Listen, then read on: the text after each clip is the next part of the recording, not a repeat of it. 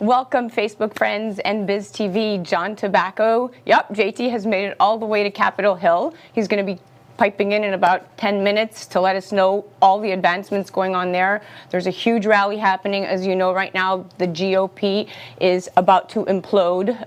Although we have the race that has not officially been called, we do know that the Democrats have come one step closer to controlling things. So it's a very somber day here. But the race is still, we're still in the top of where we could be, because it's just noon and we're going to be here from 12 to 2, and John Tobacco is going to be giving us some of his latest. But more importantly, what I want to address is that today we're not only, if we don't use our voice, if we don't stand up, if we don't make it out to the Capitol and let our voice be heard, it will be a humiliation not just to democracy, but to America and to every single Republican out there. You still have the ability for your voice to be heard. And so that's why millions are showing up today for President Donald Trump.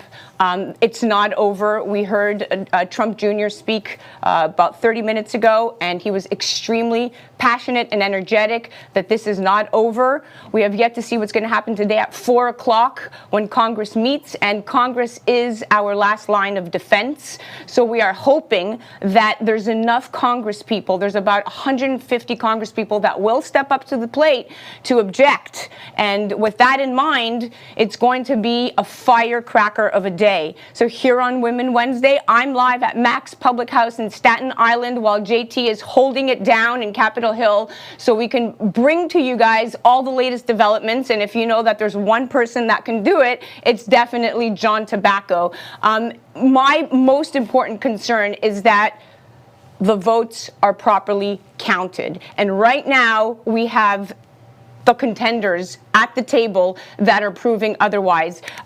Warnock win has put the Democrats in the lead, and we know that Raphael Warnock is somebody that's not new to Atlanta. He's been a reverend there. He grew up there. That is his home place. Unfortunately, Loeffler is not a local, and she was not one of Trump's favorites. And based on the fact that she wasn't one of Trump's favorites, she should have never been in that place to begin with. At the end of the day, we lost this race because of a very, very poor strategic move by placing her there to begin with. And then you have, of course, Jon Ossoff, who is, a millennial. He's a little bit younger. He went up against, somebody who is a very well-respected politician. But unfortunately, the Democrats have taken control as it's at this moment right now. But we have yet to figure out how many exact numbers those are going to be. There's going to be a discrepancy by. There's about 16,000 votes that are trying to be determined right now if they had been mail-in ballots or if in fact they are just showing up. But the numbers and the margins are very thin. We're going to be breaking it down with a few guests today. We have our guests today are Karen Turk. She's former Miss Florida. She's political commentator. We also have John Tobacco, who's going to be coming in about 15 minutes. Frank Morano is going to be joining me, and we will be bringing it back to you here in about 5 minutes. Thank you guys. Please stay tuned. Make sure you share the feed.